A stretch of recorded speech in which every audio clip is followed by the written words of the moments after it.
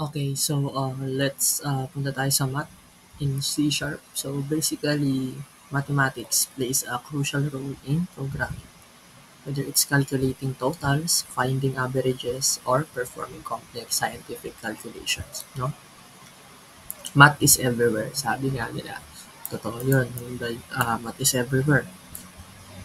In C Sharp, we have the math class, which provides a library of mathematical methods and constants to make calculations easy and efficient.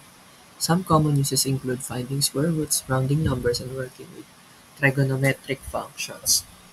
So basically, ito yung basic mathematical operations. Uh, Integer A is equal to 10, and integer B is equal to 3. So basically, the uh, addition will be A plus B, console right line A plus B will be the output of 13. And then the subtraction naman, bali 10 minus 3, 10 which is the value of A, and then B is the value of 3, will be 7. No? 10 minus 3 is 7. Then pag multiplication naman, basically output 30 no, will be the answer kasi 10 times 3 will be 30, di ba? And then sa division naman will be 3. Kasi, ayun, yun yung sagot. A is 10, then B is 3, bali 3 ang sagot. And then sa modulus naman will be A, modulo B will be the output, 1. No? So basically, ayun yung mga sagot when it comes sa basic mathematical operations. And then, dito naman sa exploring the math class, math abs basically the absolute value of a number. Absolute value of the number. Kaya math abs, hindi po yan abs talaga na ano. Basically, nare-return niya yung absolute value of number. Ito yung example, integer negative is equal to negative 5. And then console right line, math absolute negative, ang magka-output is 5, no? And then math pow is basically the calculates the power of number. Ito usually ginagamit, no? Well, lahat naman ginagamit talaga. So basically yan, console right line, math pow 2, 3 will be the output of 8, no? Calculates the power of number. And then math square root, basically find the square root of a number, no? So basically console right line, math square root 16, the output will 4, no? And then math round, round sa decimal value to a nearest integer. Double number will be 4.567. Then console right line, math round number is 5.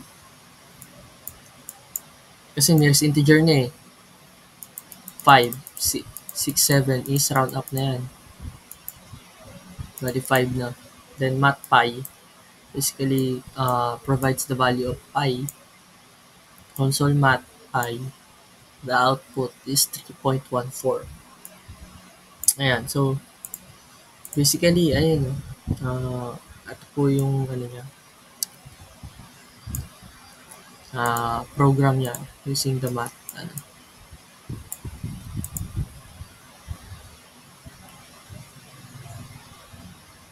Yan, so basically, ang ginawa is console right, enter the radius of the circle, then double radius, no? Equal, convert to double, and then console read line, no? Nag-input ng radius eh.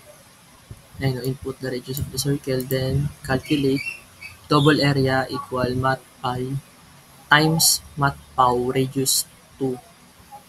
Yan.